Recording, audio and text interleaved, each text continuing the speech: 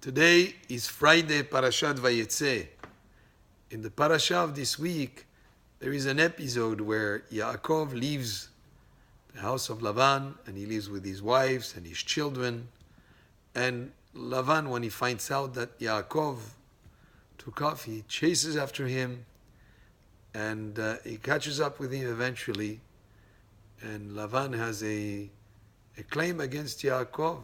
Not only did you leave without telling me, but also he accuses him of having stolen his deities, his gods. You know, he had statues that he worships. He had these deities that he worshipped. And he tells, why did you steal them?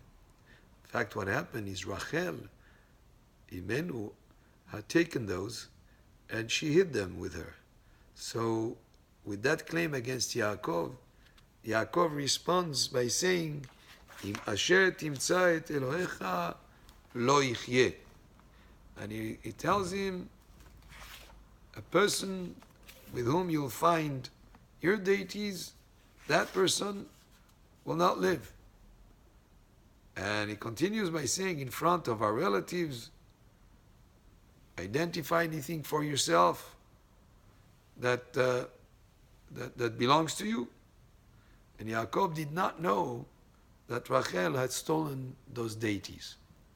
And Rashi says, because Yaakov pronounced those words, that he said that the person with whom you find those deities will not live, that's why shortly thereafter, in next week's parasha, we'll see that Rachel, Imenu, passes away right after she gives birth to Binyamin.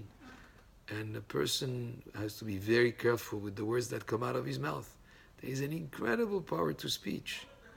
The incredible power of speech is, even though Yaakov had no idea that Rachel took them, just because the fact that he said, he pronounced these words, that a person who took those deities shall not live. What actually happened, Rachel hid them under the saddle of the camel. Lavan was not able to find them, but that brought about, shortly thereafter, the passing away of Rachel Imenu. There is a very famous statement that sometimes people in this modern day say when they want to show like sort of kind of a magic trick, they say abracadabra. Abracadabra, it sounds like something that has no meaning, but maybe initially it started as a word that is inspired by the Hebrew words Ibra, which means will be created, Kedibra, like the words, or Aramaic, it will be created like the words. In other words, when we say words, we have an incredible power in a speech to create certain realities, sometimes beyond even what we had in mind. But we have to be careful with what we say. That's why it's always good to say positive things, not to say things in a way that could be becoming a reality against something that we would wish. So be careful with what we say, how we pronounce ourselves. Even people that speak about themselves, sometimes they could say something negative about themselves. Sometimes people would say that they feel that they are stupid, and they say those words, that they are, and then it might cause them to have some kind of feeling of stupidity just because of those words they pronounce. Sometimes people say things that are negative about whether it's their state of mind or their state of affairs or whatever.